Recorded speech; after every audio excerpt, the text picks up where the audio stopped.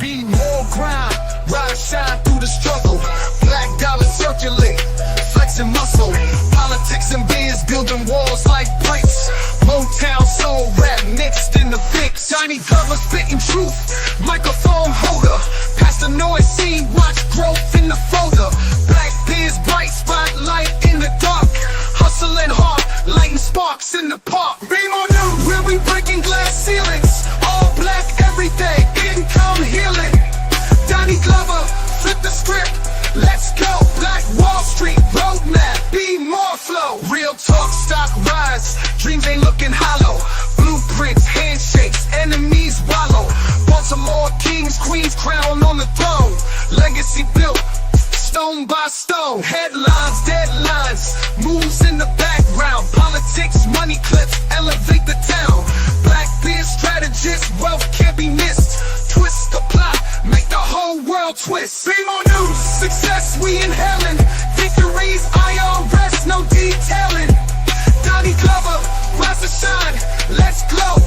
Focused on green, Black Wall Street in tow.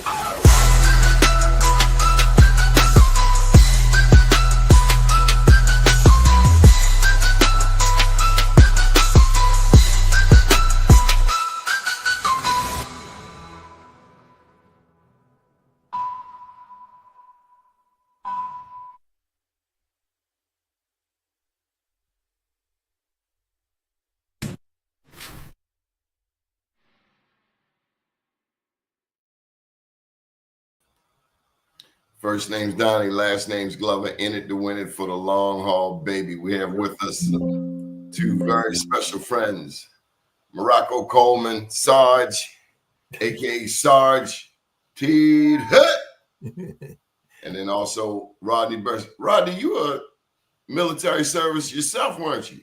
No, sir. I did not have the honor, Mr. Morocco. I did not have the honor of serving, man. I appreciate being in your presence. I salute you anyway, Mr. Burris. Yes, sir.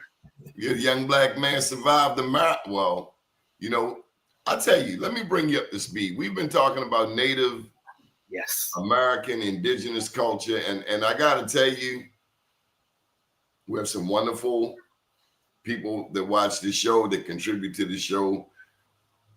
Generally speaking, I'm learning that with certain audiences don't like the word black. And there's a long list of people that embrace the word black, say maybe my generation and older, and understand how it went from colored to Negro to African American to black, the whole who was saying it, whether we were saying it, whether someone else was referring to us that way.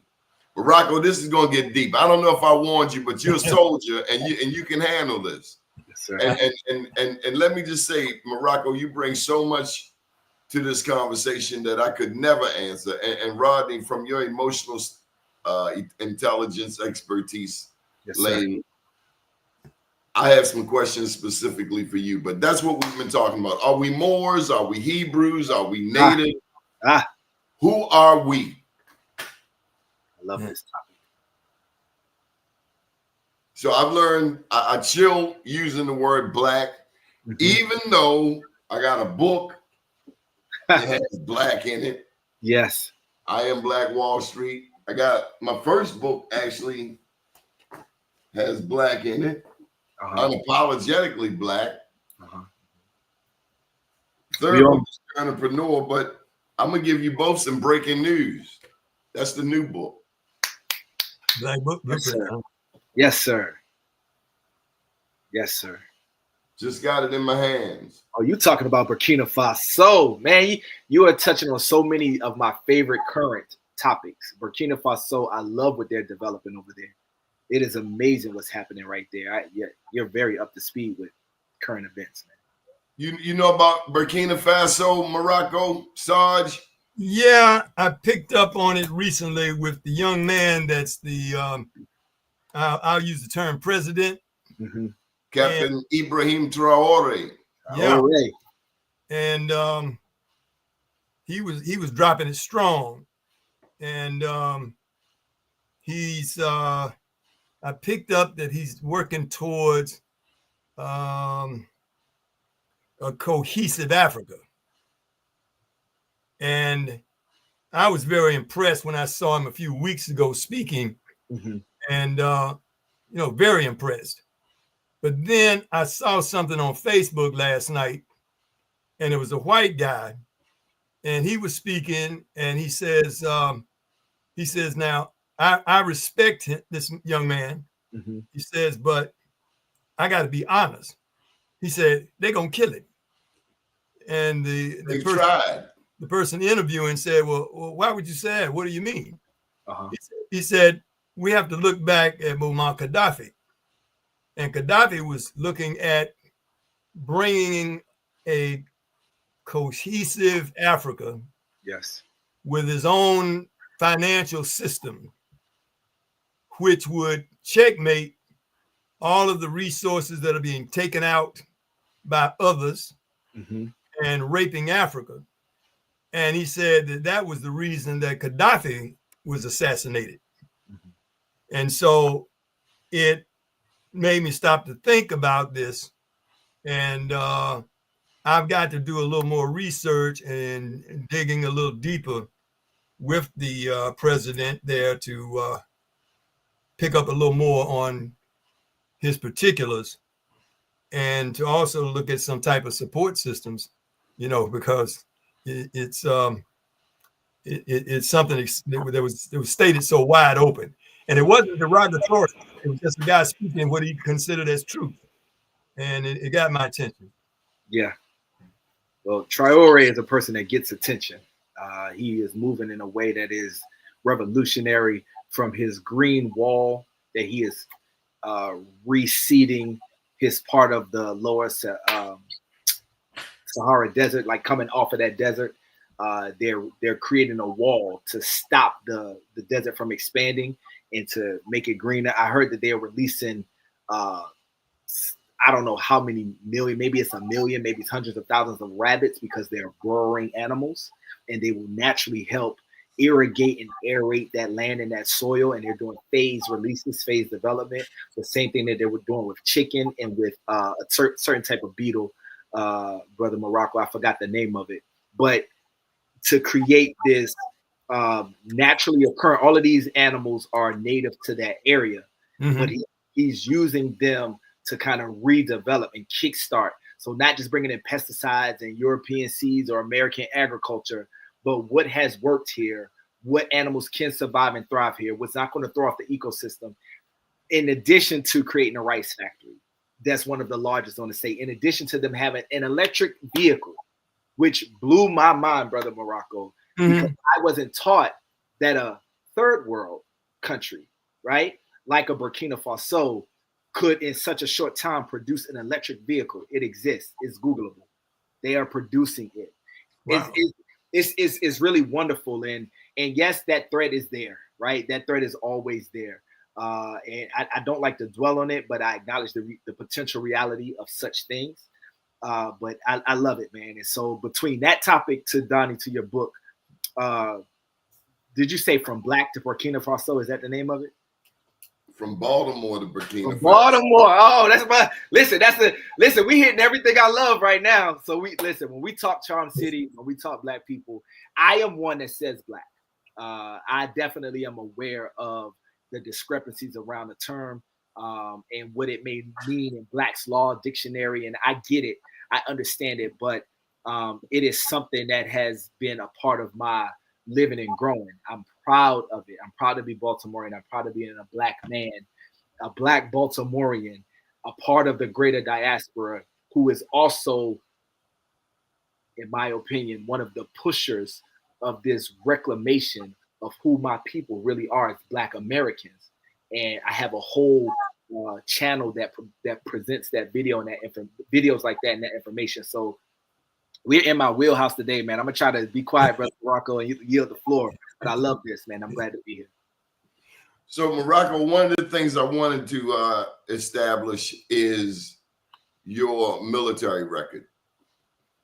Okay, military record is I was drafted in 1967, and I was in my junior year of college at North Carolina Central University.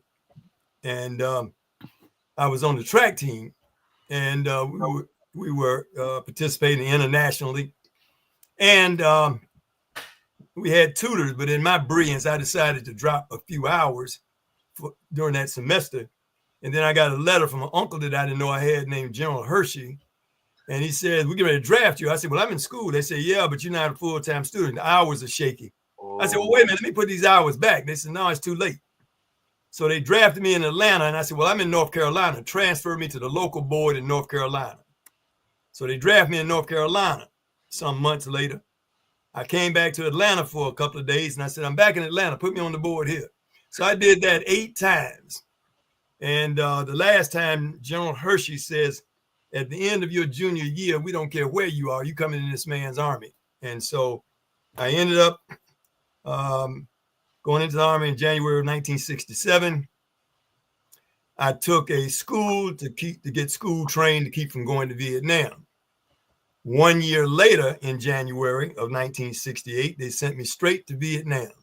Now you skipped over the Olympics part. Well, I had gotten my letter. I was a 400-meter hurdler, a 110-meter hurdler, and third leg on the mile relay. And I had gotten a letter to come to Lake Tahoe to try for the 68 Olympics in 1967. Mm-hmm. And that was when the draft came about. And then I ended up at Fort Lee, Virginia. And I came in one Saturday morning and they had a track meet going on. And I said, "What's happening?" They said, "We're having the Army Nationals. We're looking to see if anyone on this post is good enough that maybe represent the Army." So that was after?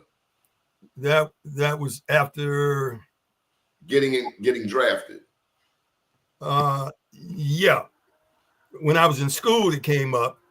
And now I can't go because I'm now drafted. Mm-hmm. So now I kept my gear with me. And so I asked if anybody could run. They said, "You remember this post?" And I said, "Yeah." So I participated and I won.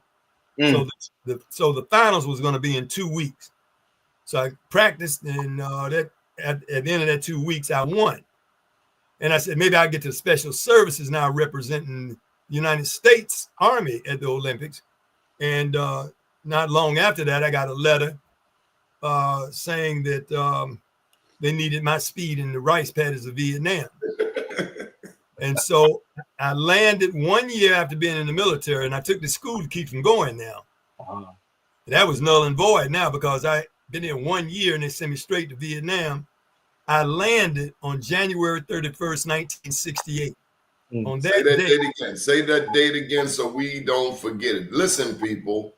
January 31st, 1968 was the day I landed in Vietnam. Mm-hmm. And on that day, more people were killed than any other time in that 10-year war. Wow. Because 10 hours after I got in country, they sent me to a compound. I'm scared to death, just left my home in Atlanta. And I said, "You don't get weapons here. These men in these hard duty, you're here being processed. You'll be here for 2 days. Once you finish processing, you get to your base camp. That's when you get all your gear and your weapons and everything." So later that evening, I went to the little beer hall and had some beers, and then I went and crashed out about 11 o'clock. At 2 o'clock in the morning, 10 hours after I had arrived in Vietnam, the Viet Cong attacked that compound and every other compound or major military installation in Vietnam at 2 o'clock in the morning. So we were fighting and calling for reinforcements. I was fighting with weapons off dead bodies. And we were calling for reinforcements, but you couldn't get reinforcements because the reinforcements were getting hit. Under attack. It was the Tet Offensive of 1968. We were coming off of Thanksgiving, New Year's, Christmas. And in Asia, they have the Tet Offensive. Well, the Tet is the Lunar New Year. And the United States thought that the Viet Cong and the North Vietnamese army would be going to Mama's house for Christmas dinner and probably taking a break. But they found in the readiness reports after the attacks they had been tunneling for 6 months outside of every major installation. And at 2 o'clock in the morning, they popped up out the ground and hit every major installation. So that was my introduction to Vietnam. And hold up, Morocco. This young man is amazed. I'm blown away. I've heard of the Tet Offensive as a word. Like you know what I mean? It was just a term that was thrown around. Hearing you get weapons off of bodies. Some people that you just met, some you may have known, maybe some you just laughed with. This completely changes everything, right? I also was not aware that Vietnam was 10 years. I knew that it was a lengthy war. I knew that we sustained a lot of casualties. I had no idea that it was a decade. So I'm really blown. Please continue. Well, that period that happened there, along with other things during that year in Vietnam, laid the groundwork for years later for me to experience something that I didn't know was happening to me. It was called PTSD. Yes, sir. I went through a divorce. I started unraveling and I didn't know what was happening. And my behavior became aberrant. I ended up homeless for 2.5 years on the streets of Atlanta. And people say, well, how did you survive that in that subterranean culture out there? And it was dangerous and it was deadly. But I was back in jungle mode. I was in survival mode and any means necessary. So in Vietnam, we were black. And I was involved in SNCC before going. I was black. Mm-hmm. When I came back from Vietnam and all the trials and tribulations I went through, I'm black. And to this day, I'm black. And a couple of years ago, I received a very cherished trophy award that I have on my wall downstairs. And it was awarded to me from the Black Wall Street organization, which was presented to me by Donnie Glover. I'm still in Atlanta at the Absalom Jones Episcopal Center. Exactly. And his friend, he had Rodney. This Black Wall Street Atlanta, he had, and we had Mukasa. We had who's the gangster lady? Tall chocolate lady. The politician. Mabel Thomas. There you go. Thomas. Her name resonates in Atlanta. Mabel Thomas. Mabel Thomas. Mabel Thomas. Yeah. Mabel Thomas. And then you had I love meeting a lady, Miss Alexis. Mm. Who owned the newspaper. Yeah. Alexis Scott.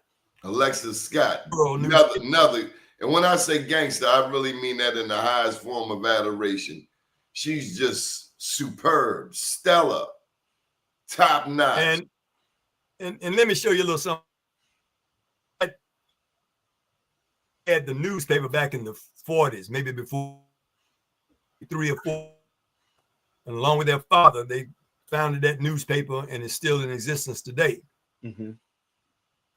Mr. Scott, he was drafted in World War II, that he had abilities with a camera, and then they had a paper and he had those kind of gifts. They had him to military.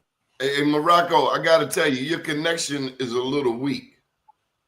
Okay. Everything was fine. I don't know what happened, but if we only have you, you got to tell them about the indigenous piece. Oh, yes. Yeah. Well, yeah. Let's just get that in. I don't want to miss that. Okay. The indigenous people, a few years ago at the Black Caucus in D.C., I chair a veterans board. And one of the meetings I overslept and missed that afternoon. And I said, wait a minute, what am I going to do now? And I had gotten a flyer from a brother named Ron Daniels. Ron Daniels goes around the country having what is called the Black Family Reunion. And he's about our people. And I had met him a couple of times and he said, hey, brother, here's a flyer. I want you to come this afternoon.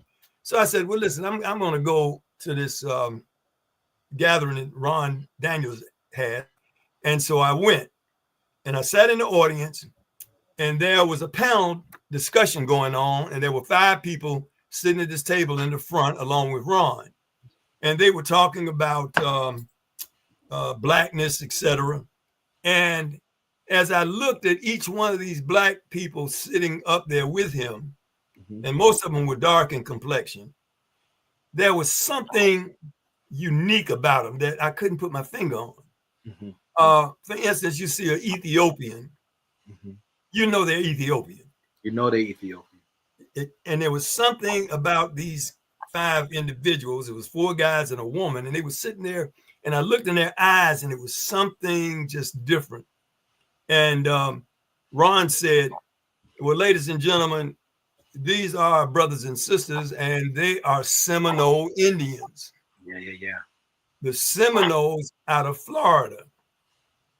And going back a few centuries, there were blacks in a certain area of Florida. I don't recall where it was.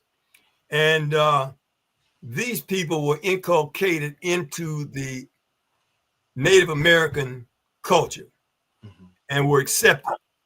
They intermarried, they reproduced, and these were some of the offspring at this meeting with Ron Daniels. And so that was the first time that I had encountered anyone from the Seminole Nation. I had the opportunity. I saw where a white buffalo was born in Wisconsin on a farm to a white guy. And Native Americans came from all over the country to go to that farmer's fence and to protect. And they had all kinds of trinkets and things and protections that they put around that buffalo. So my wife said, I wish I knew a Native American that I could ask about what the significance is. What does this mean? And so I said, well, about 5 years ago, I had to take a course out at the University of Colorado for a veterans program. And one of the guys in my class was named Lawrence Tailfeathers. He was from the Blackfeet Nation, not Blackfoot, Blackfeet Nation in Browning, Montana. I said, wait a minute, I got his card somewhere, and I called him. And I started talking to him, and I asked him about this white buffalo that was born in Wisconsin. What is the significance of it? Why is it so important to Native Americans? He said, well, it was prophesied 15 centuries ago that a white buffalo would be born at this time. There have been many white buffaloes over the centuries, but this was prophesied to be a brown-eyed white buffalo. All the others were albino buffalo, pink-eyed albinos. He said the shaman testified that shortly after this buffalo is born, the father of the buffalo will die. Again, signifying that this is truly the one. The farmer found a dead buffalo in his field. I couldn't understand the significance of it at that time. And then he said the buffalo will turn colors. The buffalo eventually, they named the buffalo Miracle. And over a period of time, Miracle turned yellow, red, black, and then finally silver. And you can go online and look up Miracle, and you will see those color changes and all the things that I'm telling you about. And so Miracle, I said, well, what is the significance of it? And he says, well, and he kept giving me the tourist kind of thing. And I kept pushing it. So finally he says, look, you're not letting this go. He says, why are you pushing this? I said, well, many blacks have Native American ancestry, but we've never tapped into it because we don't know anything about it or where to start. He says, okay, I'm going to tell you what time it is. He said, I'm inviting you and your wife out to our Indian days in June. It's our big powwow. It lasts for a week and a half. I'm inviting you all out as my special guest. He said, the significance of the white buffalo, it says that, he says, in your culture, you have the Father, the Son, the Holy Ghost. He said, in our culture, we have the eagle, the bear, and the white buffalo. And I said, well, what is the significance of his birth? He says, you'll have to see when you come to the powwow. So we went out, took a flight to Great Falls, Montana, drove a car north almost to Canada, made a left turn, to the Continental Divide. We got there, it was out on the plains. The temperature was about 60 degrees. The next day, we took going to the Sun Highway, and in 20 minutes, we were at the top of the Continental Divide, standing there, and I could look, and I'm standing in the snow and ice, and I can look to the north and see Canada 25 miles away. I can look down to the south, and I'm looking down into New Mexico. And this was one of the greatest experiences of my life. And so I was asked to carry the American flag in the opening ceremonies. And I found that was a big honor. On the third day, I was asked to come out with 40 Vietnam veterans that were Blackfeet. And they had us in a military formation. And we marched around the arena 3 times to a song. And that was my experience with living for a short period of time in the Native American culture. And since then, I've been to a number of powwows here in Georgia and one other place to make. When I did my DNA on Ancestry and on National Geographic Genome Project, it says that I was 2% African, 2% Native American in North America. So I'm still digging to find that that fingerprint that I can put my hand on. Let me just say, big brother, I am still learning. I am no expert. I'm a journalist, and you've just shared some things tonight that I did not know. Now I've learned. You said the eagle, the bear, and the white buffalo. Did you know that, Rodney? Did not. First time hearing it. And that may be common to a lot of the people watching the show. I didn't know it, and so I'm grateful for this. I didn't understand the significance of the father of the buffalo will die. Now, he found a buffalo out in the field, dead, and we presumed that was the father of the white buffalo. I still didn't understand what the significance of it was, other than it was following prophecy. But prophecy. But after Miracle, I think after 4 years maybe, Miracle died. Oh, wow. Another white brown-eyed buffalo was born on that farmer's farm. Oh, wow. That brown-eyed buffalo died, and a third Miracle was born on that farm. So now we presume if the father of the brown-eyed white buffalo Miracle, that first one, if that was the father of Miracle and is following prophecy, then where did the other two come from? That's right. That's right. That's right. So once I got there, but hold. Huh? Now you said white buffaloes were common, but you said white buffaloes with the brown eyes were very rare. It's rare. This is the only one that was born. Were the other ones? Did they have brown eyes too?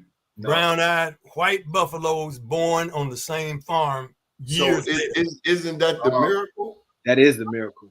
Wow. That's the way I look at it. So now when I get out to Blackfoot territory in Blackfeet Nation, I said, what is the significance of the prophecy by the shaman 15 centuries ago, prophesying that all of this would happen in this day at this time? And he said, for those that have understanding, it will signify the coming together of mankind. Oh. Wow. So, is it possible there's a relationship between Indigenous Americans and Moors? Absolutely. Or Indigenous Americans and Hebrews? Or all three, Indigenous, Moors, Hebrews? Because one of the terms, and I'm no scientists, folk have talked, including Brenda, have talked about the haploid groups. And then that's not my forte. But I do want to reiterate one point you've made, Morocco. You said you did check your DNA, and what did you find? I found that I am 2% Native American in North America. And another interesting fact is I'll have to come back. I lost that thought. Any Africans show up in the DNA? Oh, when I did my first DNA, it was many years ago under the National Geographic Genome Project. Okay. This is before they even knew anything about ancestry or anything like that. It takes 6 weeks. My wife's came back in 6 weeks. Mine, they had to keep breaking it down, and they kept notifying me. It took 6 months.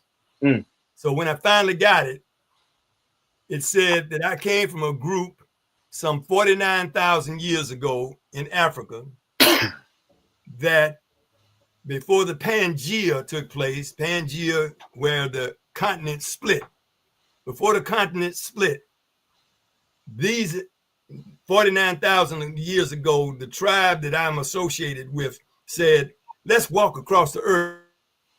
And they went out towards Asia, and they came Caucasus Mountains, came on down into the North America.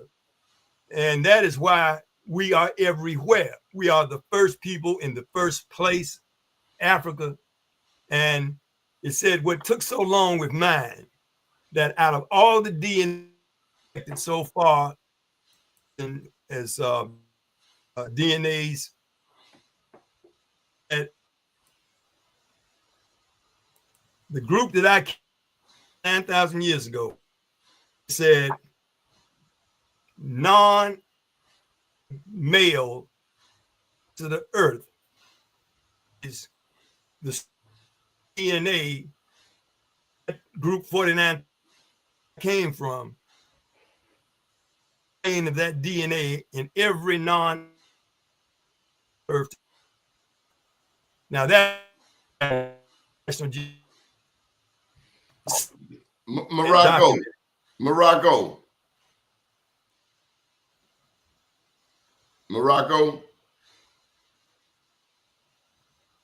Yes. Morocco, I'm gonna call you on the phone because we gotta hear that. Your connection is bad. So I want you to hang up and we're gonna call you on the phone.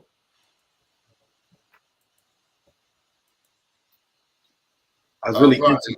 Yeah, I was interested. Matter of fact, Rodney. Well, yeah. I was going to say that I was interested in hearing what he was saying about it. He was saying something about a something individual from the 49,000 years ago. I missed it because of the connection. We don't want to miss that part. Yeah. You peeping any of the comments, Rodney? I saw a couple of the comments. Hold tight, Rodney. All right, go ahead, Morocco, because we want to make sure we hear that point. Okay, so it took 6 months on my DNA instead of the 6 weeks, and they said that the group in Africa that I came from before the continent split, they said that group was 49,000 years ago. And they more or less said, let's walk the earth and see what's out here. And they started around towards Asia. And it says they came on around all the way around into the Caucasus Mountains, which is over in European land, and came on back around into North America and America more or less. And they said that the group that I came from 49,000 years ago, and says everywhere they went and touched down, they left a remnant of people. And it says that DNA that I carried from this group in Africa 49,000 years ago, it said that strain of DNA is found in every non-African man on the face of the earth today. In other words, they came from us. That's amazing. So that's what the Genome Project says about my DNA, that the group that I came from 49,000 years ago that walked across the earth, throughout the earth, and left a remnant of people everywhere they touched down. It says every non-African man on the face of the earth today carries a strain of that DNA that I carry from that group 49,000 years ago out of Africa.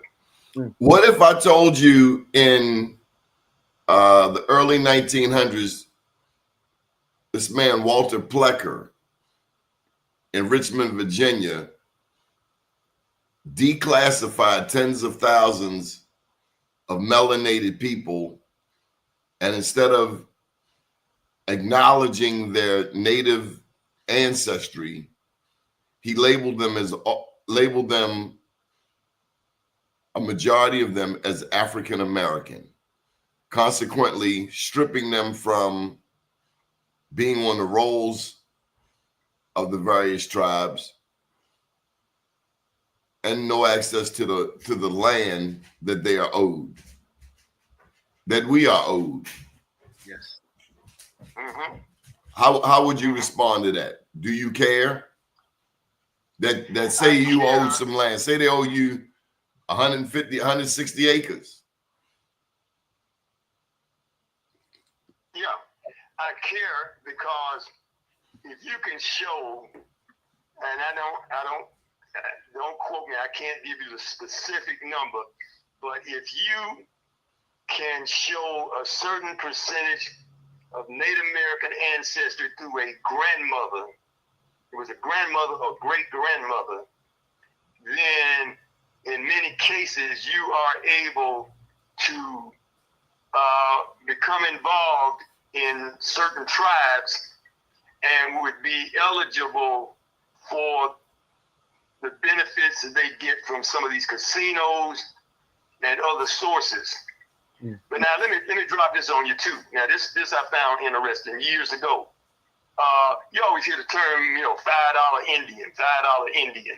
Mm-hmm. And they said back on the plains, and when they had those runs where all the homesteaders would line up at a certain place around the country, and they would all go tearing across the Midwest and everywhere. And wherever they stopped and claimed land, they could have that land and the acreage and everything. And that's how they came up with homesteaders.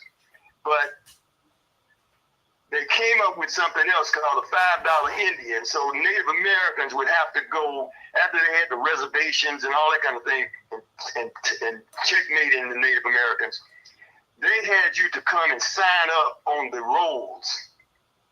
And when you signed up on the rolls, then you were entitled to certain lands and certain benefits as a Native American. And there were white homesteaders and settlers that claimed that. And so they would pay $5 under the table. And the guys that were doing the documentation would log them in and give them status as Native Americans. And that's where the term comes from, $5 Indian. Yes. And whites that were not Native American were able to go up under that system as a $5 Indian. Good stuff.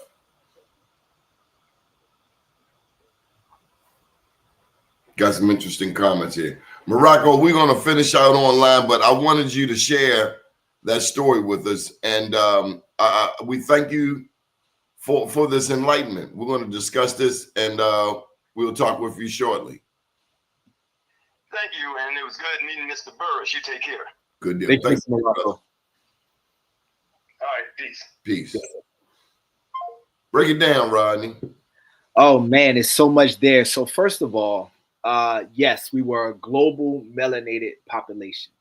One of the beautiful things about what he said was that one of the challenging things is that line of theory. Let me give a moment for the comments here. The Prophet Muhammad, who was the founder of Islam, was the descendant of the Prophet Abraham, who was a Shemite. We are Shemitic people. Isaac, our progenitor, and Ishmael were brothers. Very fair. There's a lot to that. Everyone's family is special and unique. Share the lump. You do not know my grandfather or my grandmothers, and you are not related to me. It sounds like some arguments in the comments. No problem. No problem. Listen, I have I mentioned, Donnie, that yes, sir. I got to get this question into you. You're the emotional intelligence expert. I'm ready. You see the comments.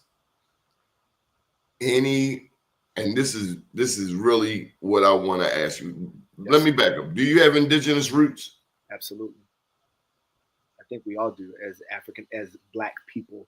And forgive me for anybody who's offended by that term, but that term is as precious to me as peach cobbler. And why I make that parallel, Donnie, is because I understand that peach cobbler is the end product of bruised fruit given to people, or so the narrative goes. But we made something phenomenal and it raised our families, right? And it's precious, it's soul food. I don't want to divorce myself from the concept and the terminology and the enjoyment of peach cobbler, nor do I want to divorce myself from what I also receive, which is I'm a Black man, I'm a Black American. And I also at the same time honor those who bring in other views on that term. I met somebody who's of my generation who prefers to be called colored. I don't know anybody around my age that prefers the term colored. As a matter of fact, it is the daughter, the smart, intelligent attorney daughter of one of your sponsors here, Mr. DeShield. His daughter and I and Wes Moore, we all went to Johns Hopkins together. And his daughter told me that she prefers to be colored, which is, a very interesting thing. So respects to all of those. I appreciate being a Black person. And we are very much indigenous to this land with some infusions, in my opinion. You brought it up. Why she want to be colored? I mean, let's keep it 100. You brought it up. What's the deal with that? I mean, she said it always resonated with her. So she and I had a brief conversation about it. She didn't go deep into it. You brought it up. Do you want to be colored? It's not for me. I want to be. I'm Black. That's who I am. Right. I'm a part of Black USA. And therein is, it shouldn't matter. I'm talking to these people. That's what we talking. That's right. We talking to these people at the end of the day. I can tell you a safe word is melanated. Yes. Nobody. I've not heard any pushback off of melanated. Not yet. Just give it a moment. I know some people that prefer to be FBA, right? Foundational Black Americans. Oh, now, foundational Black Americans, but doesn't that take ownership of descendants of slaves, whereby Native indigenous culture tends not to identify with slavery as much as the so-called African American? So I thought foundational Black Americans as a concept didn't identify with slavery. I thought that they felt that they were foundational. They were here. That they were slow down, Pimp, because I don't want no smoke on here with bad information. Let me put the definition up. Yes. We added up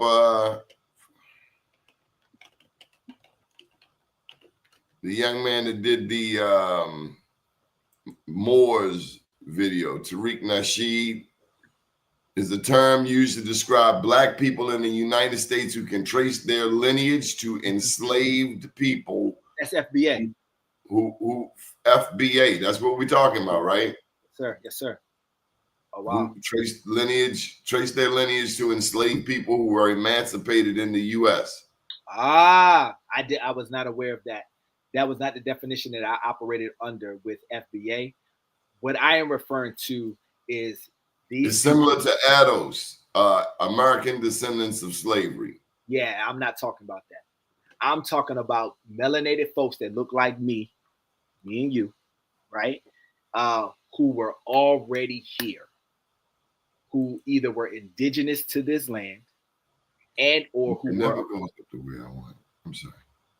And or who were the descendants of the Hebrew Israelites, and or who were descendants of the vast Moorish Empire that was all over Europe and also branched out.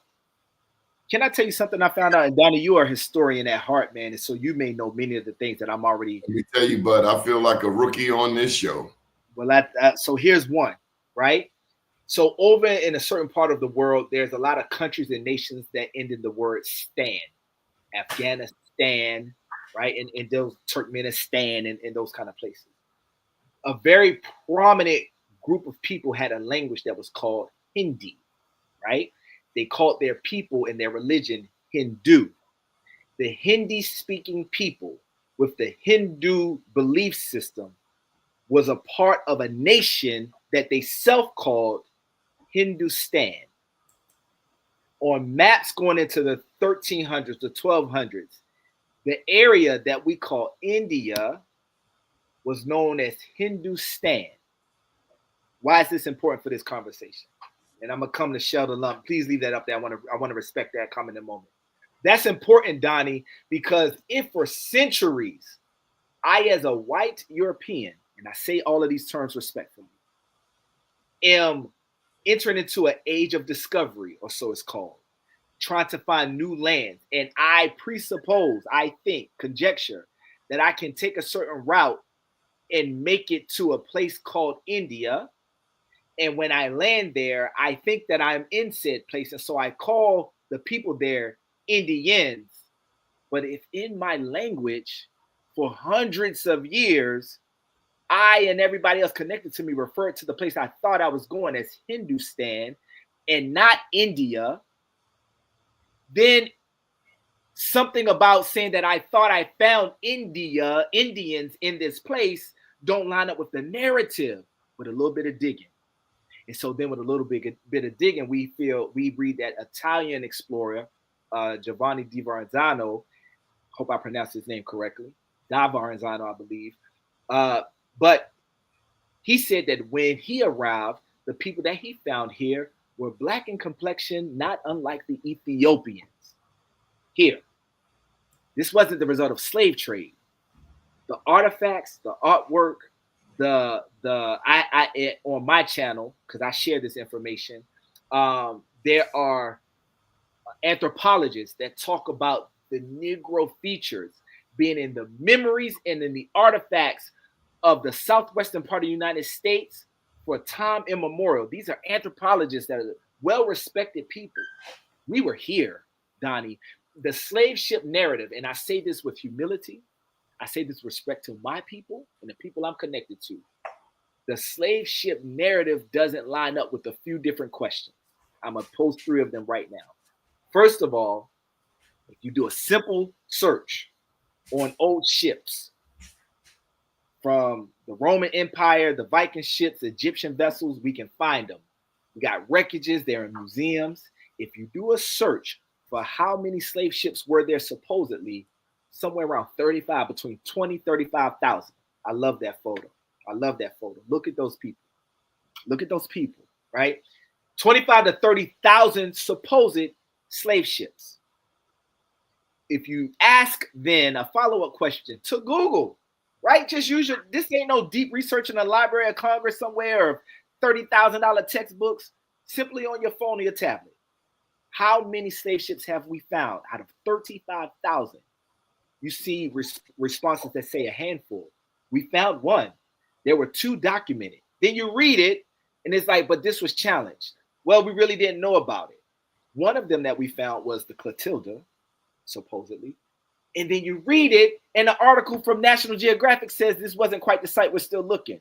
But the headline says we got it. It's a whole Netflix documentary around it. Then you go into it, say we don't quite got it, but we're really, really close.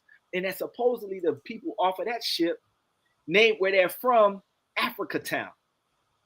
The reason I have a problem with that, Donnie, is that if me and you and 20, 30, 40 other people got snatched up and went to China, and the Chinese referred to where we were from as some Chinese word, right? But we know that we was from Baltimore, Maryland.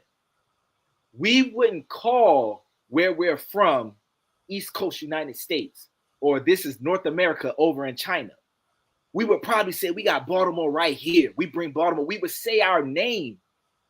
They didn't call, Africa is not an African word. Africa is not an African word. It's a European word. It's a European word. Indigenous Kenyan folks don't use that term, right? And so it's so much around simple questioning around where the slave ships, why did we have people that were elected off the plantation as soon as Emancipation Proclamation hit? Now they are senators and state senators and Congress people. Does that make sense? For people, I want to bring this one point in, Rodney, and I don't mean to cut you bluntly. Yes. Eugenius makes a great point. Mm-hmm. For a long time, I thought the slave ships were different than regular ships. It was the same ship. They were all cargo ships. Okay. So those ships down the harbor could have been slave ships. Donnie, I need to get my cord. I'm coming right back. Okay. Talk to the people. I will. So I just want to share some of the comments, and I didn't know that. I had this picture, as many of us do, of ships like we see in the pictures. You know, the pictures we've seen, and it's amazing how much we think we know based on pictures that somebody gave us to look at. You know the pictures we've seen. And we're going to post every comment. Just don't talk about my mama, but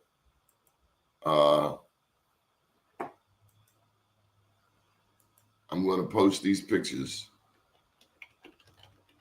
2 in particular.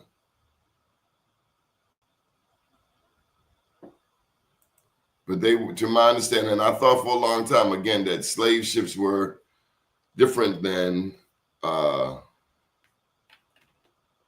any other ships, but it was the same ship. So I'm getting back to your comments. Thank you for your patience. Craig, Brooklyn, son of Juna, Eugenius, you make a great point. I agree. And this is a journey. If you're like me, you're learning too. People are presenting information on the show that I didn't know. Maybe you did. Okay. But I'm sure that things that other people know that we don't know. So it's okay. A lot of Abo, fairy tales and myth. Good evening, Kemet. Brenda Bennett, thank you for your participation. Abraham's great Uncle Joktan was said to be in America approximately 45,000 to 60,000 years ago. Is it possible that, well, we have established that the ships were crossing the waters. What we have not established, and I've not heard my experts, or the North American experts, articulate. Oh, I didn't see you, Rodney. My bad. I have not heard our experts articulate if and there are those, Rodney, on this show, instead of an Afrocentric view, which I've had since I was 15. Mm-hmm. I started putting maps of Africa up, want to learn more. Yeah. There's a school of thought that is with a growing number that has an Americentric view of the world. That's me now. That's me now, Donnie. And this picture that we're sharing was a major contributor to this. I posed a question to one of my friends that had this discussion, and I said, hypothetically, right? There are some amazing bovine cattle in Madagascar. Yes. Some of the best in the world, right? And so we want to bring them to our place of business in Australia. Our farm, our plantation in Australia. It takes, at the time, for whatever reason, 2 months to get them there. We pack as many of them as possible on this ship. We don't feed them. We don't really move them around. We take these strong, robust. I need some coffee. Yes, sir. Healthy, robust cattle. We take them all the way across the water. They've been underfed. They've been in squalor. They have pooped like cattle, and I say this respectfully, on themselves, etc. Right? Because this is the narrative. They're skinny. They're sickly. They're diseased. Now, you're a farmer with a lot of property. Which one of them sickly cattle do you purchase to put to work? What kind of investment is that? Right? That's one question. We can definitely dive into it. I'm sure there's different ways to look at it. Let me ask another question. How much money does a person make working a job in jail, in prison. Per day, per hour, per week. Based on their salary, they work as much as they possibly can.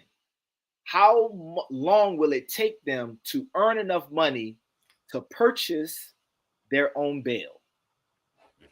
Okay? Now, so they purchase their own bail, but they can't. A person in prison working a prison job cannot earn enough money in most cases, 99% of the time, to pay for their own bail. Take that same analogy. How much money does a slave earn? Even if they had free time to work somewhere else. I own you, I own your children, I own your life, I own your work, I own your effort, I own your body. You don't got no free time to go work. If you got free time, you're going to do it for me. And if I let you go somewhere else, he going to pay me. And if he pays you, I'm taking the money from you and you going back to work and you're going to be up early.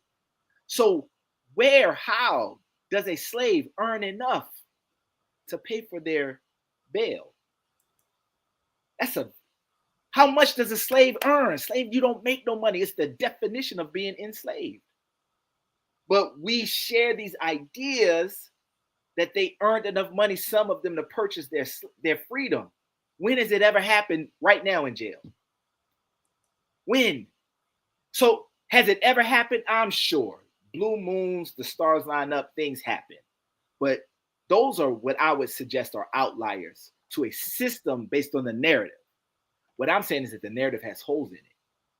What I'm saying is that if we look at artworks and social proof, if we look at, Donnie, there's something called the iconoclast movement. The iconoclast movement happened in Europe, right? I just talked about this. I just definitely talked about this. So the iconoclast movement happened in Europe, and it was designed to get rid of paganism and restore the artworks back to the proper, worship of the one true religion, right? That's on the surface. With a little bit of digging, you find out that the iconoclast movement, Donnie, was all about, and I mean this as literally and respectfully as I possibly can, whitewashing history. It was literally touching up, redoing, recommissioning, breaking noses, resituating, whatever we need to do to take people that look like Donnie Glover out of the historical narrative in positions of power, right? In positions of religious authority for centuries back, and replace it. It's called the iconoclast movement. We were told, I'm going to say one more piece, Donnie, I'm going to shut up. We were told. I'm glad to see you excited, Rodney. I'm glad you joined me on this journey. Go on. I love this topic because my mama told me she got into Ancestry. And see Ancestry and 23andMe and all of those, the genome projects, they have disclaimers on their website. Right now, they, by law, have disclaimers on their website that says, and I'm going to paraphrase it because I didn't memorize the paragraph, but in legal terms, it conveys, this is a business, this is for entertainment purposes. We can help you connect to who your siblings and immediate relatives are. We cannot trace lineage and genealogy to ancestral lands. This is why, Donnie, you could take it. I'm pretty sure they probably put in safeguards at this point because it's too much of this conversation going around. But decades ago, 10, 15 years ago, you could take yours at 23andMe and Ancestry.com and then the familytree.org. You from 40 different places. None of them are the same. You the same Donnie. Your blood ain't changed. Your DNA ain't changed in the 2-3 days it took you to submit to these different places.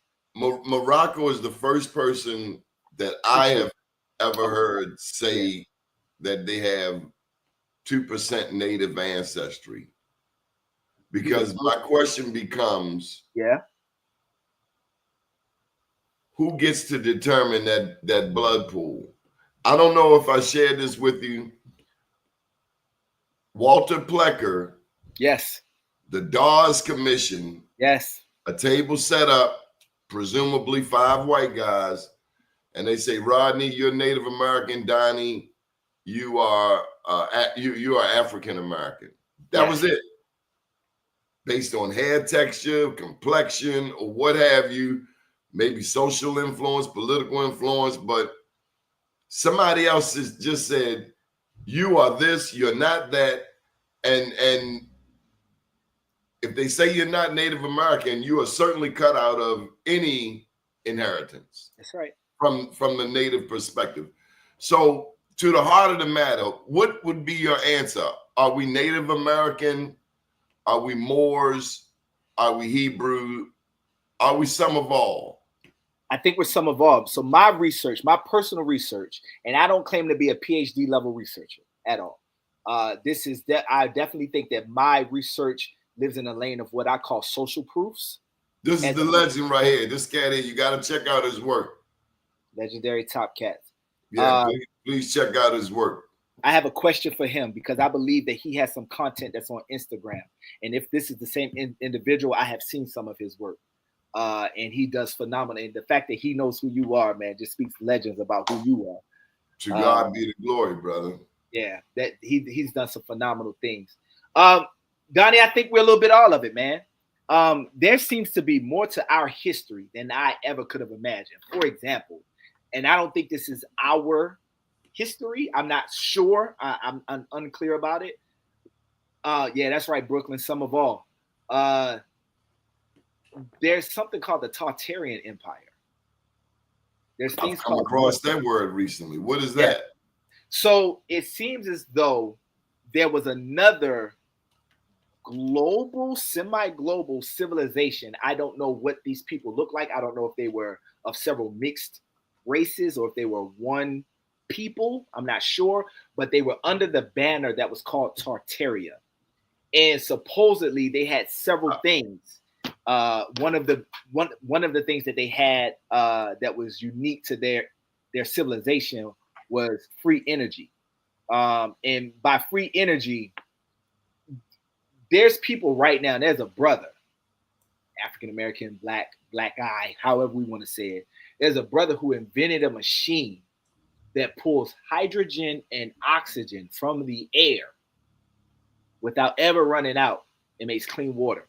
And he developed it, and he sent some of these, this is many years ago, sent some of these machines into Flint, Michigan. There you go. And they shut them down. The Tartarian Empire is a group of pseudo-historical conspiracy theories, including ideas of a hidden past and mud floods, which originated as pseudo-scientific Russian nationalism. What we call that, Donnie, is mainstream narrative, right? Because if we ask a very similar question to the mainstream narrative, who's the first president of the United States? Without a doubt, is George Washington, right? That's the mainstream narrative. You ask he giving you a shout out again, man. I love it. You ask a follow-up question. Was there a president in America before George Washington? Yes. As a matter of fact, there were 13 presidents. Hold on. There was nobody here. There's nobody here. These were just savage people, no cities, no towns, no governments, forest, wilderness. You don't need a president for that. You don't need government for that. So how in the world was it governments before? These questions is why I started doing my own research. And after a while, I had a friend of mine, Donnie, that said, Rodney, you're so into it. When are you going to start sharing out, talking about it? And I was scared at first because this is crazy talk. This is not accepted. But I was like, you know what? I have a small platform in this world, right? Maybe big to some, maybe nothing to others. I have somewhat of a semblance of a platform and a voice in this world. This is important to me. I don't know if you ever got to your question about emotional intelligence. Let me tell you why I believe in this. The question about it is, as we come into this knowledge, how do we continue to grow as a people without disrespecting, without dividing each other? I mean, I've said it once, I said it 1,000 times. When Popo pull you over, they not checking to see what tribe you from. They locking everybody up. if things are incorrect. And I just use that as an analogy. Yeah. This is something in the San Diego Museum I've come across, and it's just absolutely beautiful. But how do we wrap our minds as a community? Yes. Some embrace the Moorish tradition. Some embrace Islam altogether, Sunni Orthodox Islam. Some are coming from Christian, African American. Some of us recognize the indigeneity, and I have mad respect for the younger generation. I'm 60, so there's a group of young people, who are tired old people. I think they got some things twisted, but they are dead on the money in asking why we haven't paid more attention to our indigeneity. Yeah. Well, we were told that we didn't have it, right? That's the mainstream narrative. There's no such thing as your they don't care. They don't care that we didn't know. Now I gotta put this example in. I called my 6th grade teacher today to tell him I sent him a picture of my book. I gotta plug my book. Black Blueprint, Baltimore to Burkina Faso. Love it. When I first told him about what we were doing with the Black Wall Street Awards, and let me publicly thank you for your help with not just the Black Wall Street Awards, but also expanding Be More News' footprint into people younger than you. I guess those young ladies were younger than you and Nabavi. Yes. For nurturing and taking them to the White House and making sure that we expand this footprint. Yes, sir. And I done got lost all the way around in that. But you know, so there you have it. Asking a question. You said the young people asked the question. Why didn't we stand up and fight? One young lady said, why didn't we stand the F up? Yeah. And what an elder shared with me to share with her is that the many times that we did fight, that our ancestors, how we are even here. Mind you, I don't think indigeneity is the top issue when the police are putting fire hoses and dogs.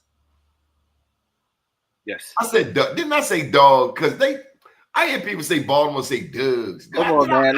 Listen. We gonna say how we say it. I say dog, didn't I? You said dog, but listen, we gonna stay true to it though. A Doug is a Doug is a Doug. It is what it is. Oh, you say Doug? Listen, when I went to Florida, all they did was listen how he say two. Listen to how he say Doug. It is what it is, man. I ain't mad at it. I say dog, like DMX, dog. Okay.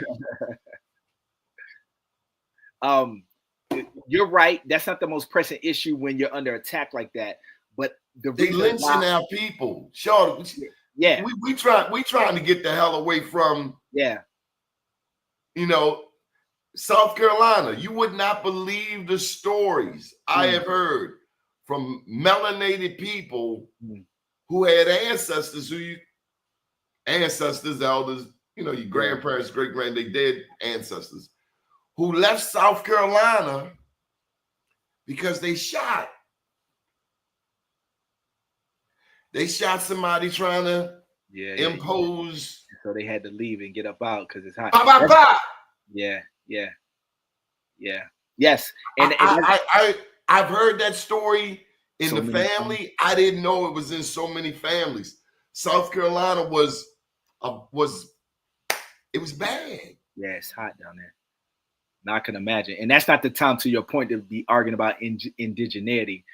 But for those of us who are not in that heat of the moment, right, the thick of the battle.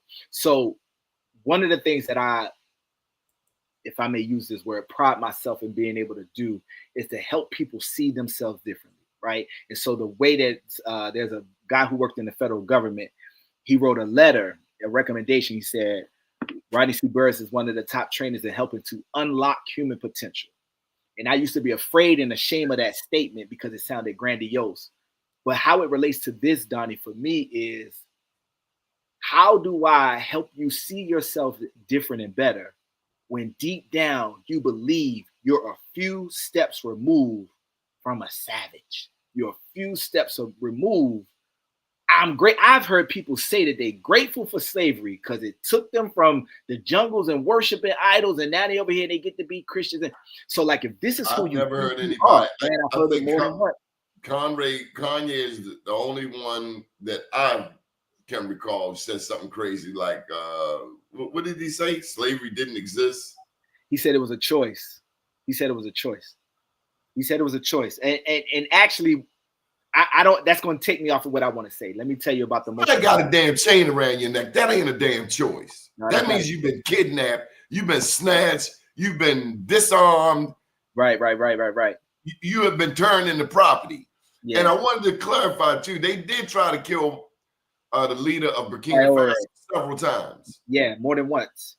So that whole thing about praying for him, yeah, it's about praying. It's about being protected. Ready.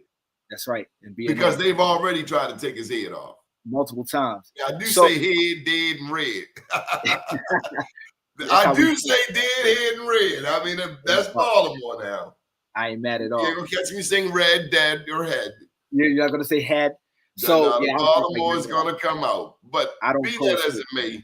Yes, sir. Any advice for as we take in this new information? Yes. Just in the sense of loving who we are regardless. And I don't want us out. We don't get so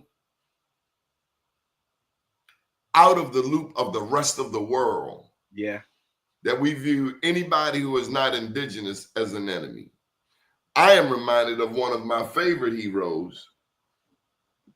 It's in my second book.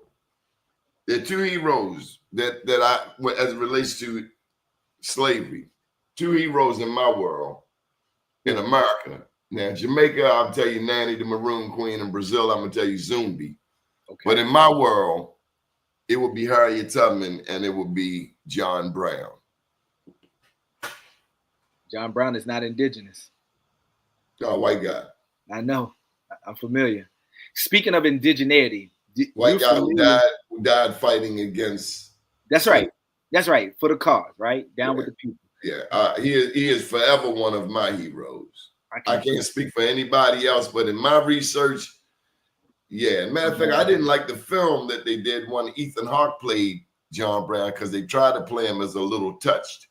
But, you know, God doesn't call the qualified, he qualifies the call. I like that, sir. It and sounds like he put his life on the line and died. Yeah.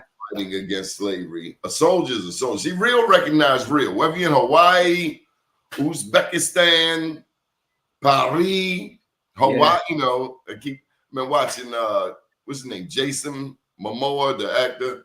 Yeah. Yes, Momoa. He's got a series on Hawaii, and you know, Hawaii had a black king, a black emperor. I'm familiar. Kamehameha, I done messed his name up many times. Kamehameha. No, that's something different, Donnie. But speaking of indigeneity, are you familiar, and I'm sure you are, the Haitian army referred to themselves as the indigenous army when they were doing that whole French Revolution type deal. And for me, that's loud, because why would they not refer to themselves as the West African, the Ivory Coast, or wherever they thought they were from? Why refer to themselves just because they black folk? They think that they are native to every land. I think that it's telling that they called themselves the indigenous army, Donnie. And this is what I mean by social proofs. There's so much that says we were already here. And I have gotten past the point of hiding behind those talking points. And I'm willing to share it out loud because I believe this information unlocks human potential, and people get to be who they are, and people get to see themselves differently. When you get quotes from Martin Luther King that says, before the Declaration of Independence was signed, we were here. When you re-envision and reevaluate Malcolm X saying, we didn't land on Plymouth Rock landed on us. through the lens of we were here and those people came to us with force, it repositions that entire statement. I think the social proofs are everywhere. And I'm all about empowering people and minds who want to know. Some people ain't ready, right? Shout out to the Matrix and Neo and Morpheus and Lawrence Fishburne and Keanu Reeves. Some people ain't ready for the green and the red and the blue pills. So you got to let some people sleep because it's more damaging to snatch them out of that if they're not ready. But for those that are a little bit curious and a little bit open, I got to talk. I got to speak truth to power. Thank you, Romello. We have to allow some grace in the conversation. Absolutely. One thing I learned is don't go into the gutter. Stay in the lane. Don't fall into the gutter. And what I mean is, there are going to be some comments of things that one might not understand and could easily take offense to. And that's why you are so necessary. I had to realize, man, thank God for this platform that we can have this discussion. Yeah. What can I bring to the table to help facilitate it and stay out the way? And what I think is bringing in guests like yourself, like Morocco. That's right. I mean, to hear his story of the white buffalo, the bear, the eagle. That was amazing. Last night, we had, 2 nights ago, we had Tavis sharing some indigenous words. Are you serious? One cat, a guy I know works at the Smithsonian, said he wanted to hear some natives speak their indigenous tongue. Mm. So Tavis, you had access to some? Yeah, I'm just thinking. Have you ever heard people speak in tongues? I have definitely heard people speak in tongues. Do you find it authentic? I found some of them authentic. I find some me of them too.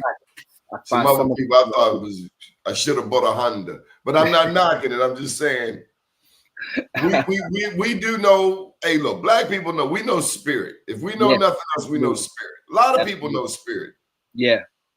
And for people, as long here's the big thing. You ready? Yeah. Here's the word. You ready? Ready. Remain teachable.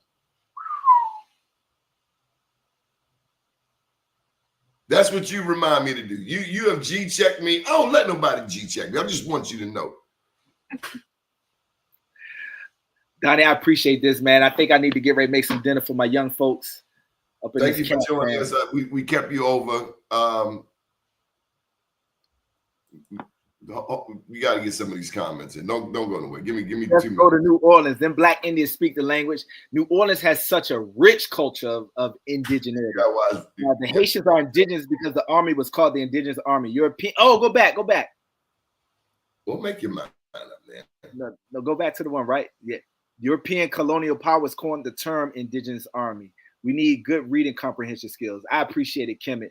Kemet reminds me of, listen, Pan-Africanism has its place.